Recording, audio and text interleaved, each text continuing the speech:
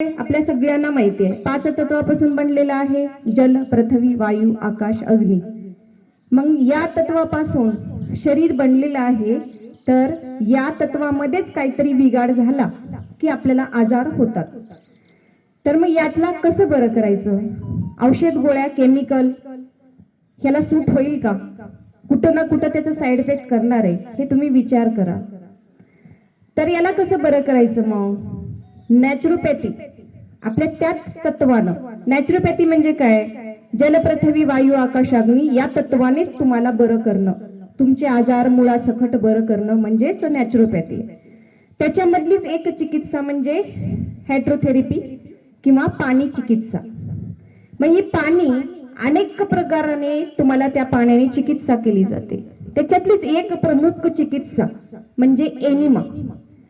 Enema याच्यामध्ये काही असे आयुर्वेदिक रोगानुसार काढे करून तुम्हाला एनस पार्ट म्हणजे मलद्वारा वाटे एक छोटासा रबर टाकून तो काढा चढवला जातो आणि एनिमा दिला जातो।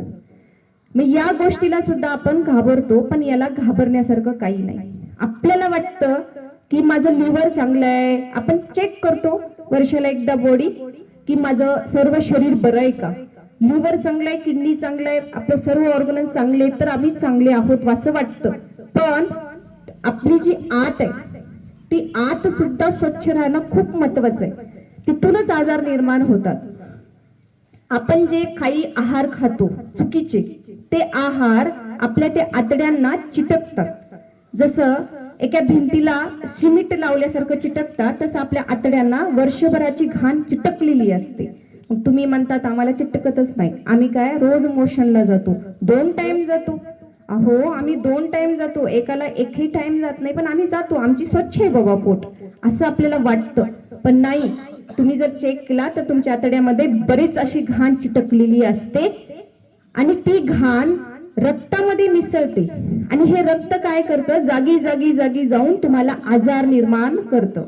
गुडघे दुखणे असेल, कंबर दुखी असेल, किंवा डोळ्यामध्ये तुमच्या टिक येणे, किंवा डोळ्यावरती पडदा येणे, किंवा डोळे लाल होणे, हे सर्व सर्व सर्व दोष आपल्या आतड्यामध्ये घाण असल्यामुळेच होतात। तर याला बरं करायचं असेल तर ही नॅचरोपॅथी चिकित्सा जी तुम्हाला कुठलेच डॉक्टर सांगत नाहीत, कुठलेच। का? तर त्याच्यात त्यांचा फायदाच नसतो, याचा फायदा कुणाचा असतो? तुमचाच असतो, आणि याच्याने सर्व आजार बरे होतात, मग त्यांचं नुकसानच होणार ना। म्हणून हे कोणी सांगत नसतं। तर याच्यामध्ये योगामध्ये आणि आयुर्वेदामध्ये सांगितलेलं गेलेलं आहे की एनिमा घेतल्याने तुमचे सर्व घाण, वात, पित्त, कफ हे बाहेर जाण्यासाठी हे एनिमा आणि ओमिटिंग करणं गरजेचं असतं।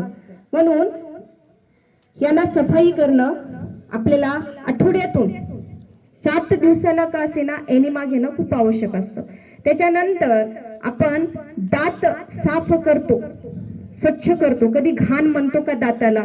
मग हे आतड्यांना साफ करण्यासाठीच आपण एवढं का भीतो किंवा एवढं आपल्याला घाण का वाटतं?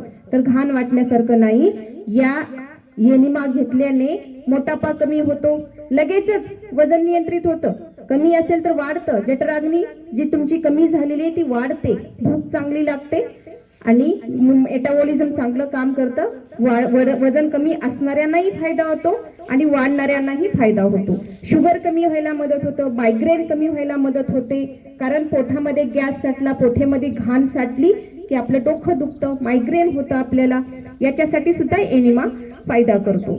तसंच तुमचं अंग खाजत असेल, तुमच्या अंगावरती स्किन प्रॉब्लेम असेल, सोरायसिस असेल, याच्यासाठी सुद्धा एनिमा दिला जातो। प्रत्येक आजारावर तुमचं पाईल्स सुद्धा, मूळव्याध सुद्धा बरं करण्यासाठी एनिमा दिला जातो। तर अशा पद्धतीने सर्व आजाराला बरं करण्यासाठी एकमेव उपाय असे हे आयुर्वेदामध्ये, नॅचरोपॅथीमध्ये आहेत, हे तुम्हाला माहित असावं। आणि फक्त 5 ते 10 मिनिटांमध्ये ते तुमचं चिकित्सा होते आणि तुम्हाला लगेचच फ्रेश वाटतं। ज्यांना कब्ज असते, ज्यांना पोट साफ होत नाही, त्यांना विचारा एनिमा काय असतो। ज्यांना पोट जाम असतं, एनिमा दिल्या फ्रेश झालं की इतका आनंद वाटतो, जे की नोकरी लागलेला वाटतं बघा सुरुवातीला आनंद, त्याच्यापेक्षा कितीतरी पलीकडे आपलं पोट साफ झाल्यानंतर आनंद वाटतो।